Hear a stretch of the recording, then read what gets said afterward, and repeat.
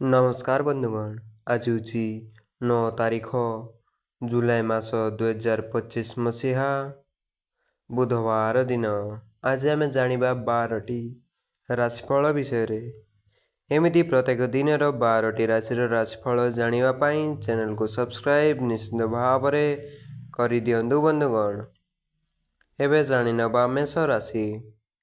कर्माधिप द्वादश जोगु बंधुमतांतर धनहानि और कामरे प्रतिरोधर सम्मुखीन हेबे। पारिवारिक समस्या समाधान पाई जड़े बंधु साहाय्यर प्रतिश्रुति देवे। शिल्प वाणिज्य व्यवसाय और परिवहन रे सफलता हासिल करिवे। प्रियजनक द्वारा प्रभावित होई धर्म कार्य रे मन देवे। एबे जानिनबा वृष राशि। आज राष्ट्राधिपति स्वगृह रहिथिबारु स्वास्थ्य भल रहिबा सह भोग विलास प्रति आकर्षित हेबे। प्रतिवेशी सह संपर्क मधुर रखिबा पाई चेष्टा कले सफलता पाइबे। पारस्परिक बुझामणा मध्यरे परिवार रे शांति फेरी आसिबो। कर्मक्षेत्र रे केही प्रतिवादर स्वर उठाई कामरे विघ्न घटाइबे। एबे जानिनबा मिथुन राशि।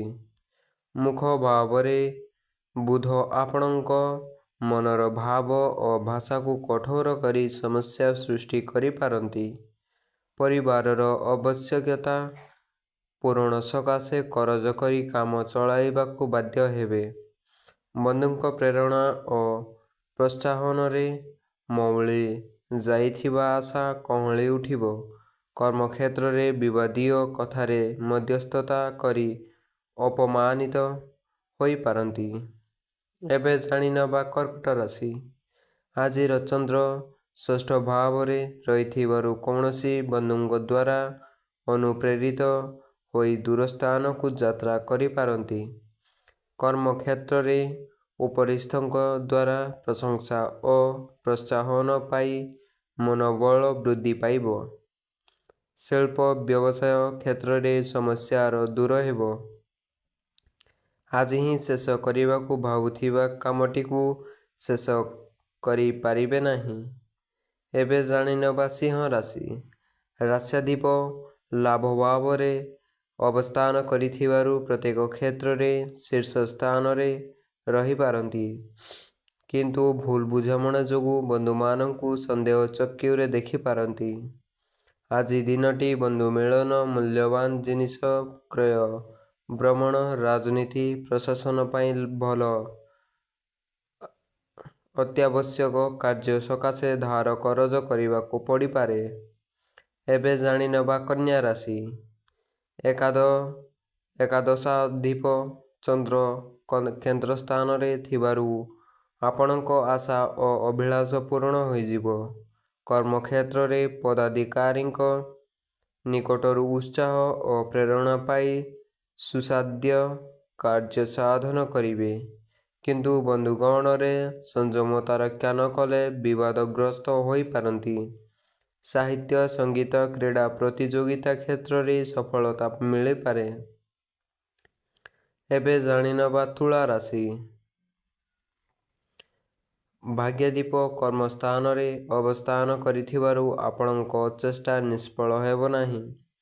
किंतु साधारण कथा को केंद्र करी बंधु संपर्क क्षीण हेबार आशंका रहिछि।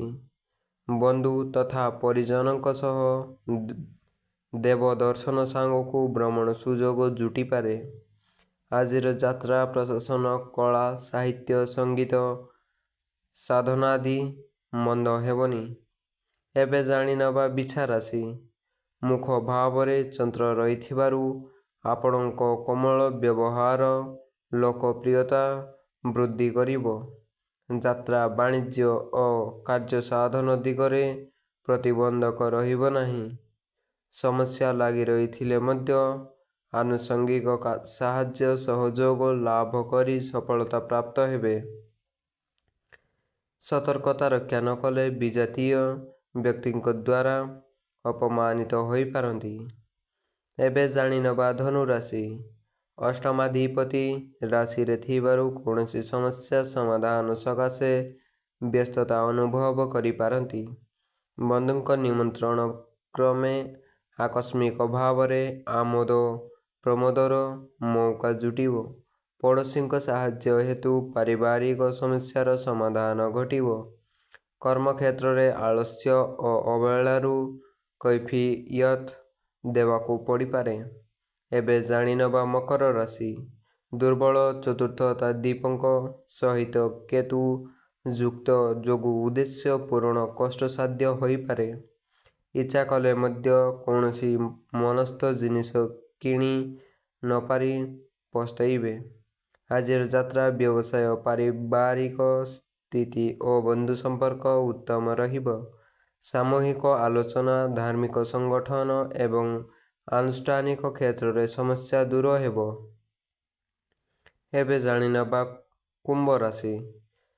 ଧନସ୍ଥାନରେ ଶନି ଆପଣଙ୍କୁ ନିରୁତ୍ସାହିତ କରି ରଖିବା ସହ ଆର୍ଥିକ ଦୁରବସ୍ଥା ସୃଷ୍ଟି କରିବ।